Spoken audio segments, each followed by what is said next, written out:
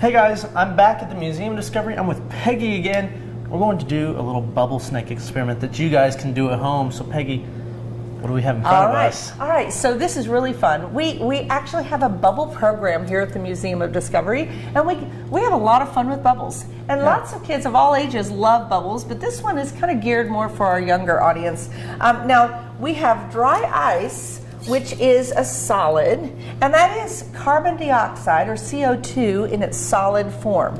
And as you can see, you've got a little fog that's coming off of it, because dry ice is really unique. It goes through a process called sublimation. And we teach that to the young audiences to understand how states of matter can go from a solid to a gas and skip the process of going into a liquid, which is kind of cool. Yeah. So dry ice is negative 109 degrees Fahrenheit. So it is really too cold to touch. It will cause frostbite. So it is restricted when you go to the grocery store. You have to be 18 or older to buy it. But it is something with a good adult supervision, you can actually do something at home. Now we're going to put this dry ice in our graduated cylinder, and we're going to use, a little bit more than one piece, because we want it to be really awesome. So now I've got this solid inside. Now, in order to make it go through the process of sublimation much faster, we're going to use hot water. So I'm going to pour a little bit of hot water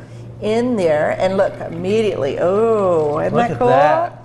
So that's always fun, it kind of makes you think of Halloween, or, something kind of cool if you're doing a Harry Potter birthday party, something with wizards. Yeah. It's kind of a fun thing to do. But what's happening is we're getting that sublimation, or that CO2 gas, happening right away. Yeah. And as you can see, it's not actually going up like hot gas, it's going down because it's so cold. Yeah. And cold gas is dense, so it falls down. Now, I just happen to have a little bubble solution right here, and we're going to go ahead and put the bubble solution inside, and let's see what happens with our bubble solution.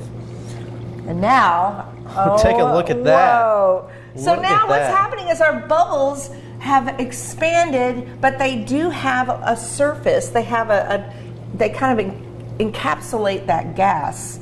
That it's catching it and turning it into. Take a look at that, guys. Gas That's what's going bubbles. on How down there in fun the is bottom. that? So with the kids, we call this a bubble snake, or we call it a bubble monster if they want to use their imagination and kind of do different things with it. It's kind of pushing in one direction. If you want to kind of rotate it around, you can kind of get some cool shapes.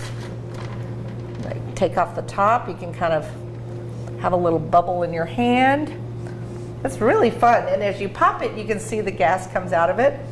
Yeah, and once it's sublimating and turns into bubbles, it's safe for kids to put their hands in. It's not going to hurt them. But the main thing about safety with this is you want to make sure you use the proper tools. You want to have a pair of tongs. You want to have some protective gloves in case they decide they want to touch it. They're not going to burn their hands. And you never put this in your mouth. That's never have that happen. No, that's a bad idea. Not.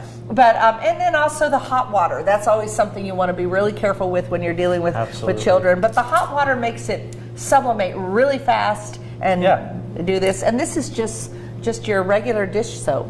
Look at that. That's something that you guys can do at home. So guys, if you enjoyed this experiment, stick around for more, and I'll see you next time. Awesome.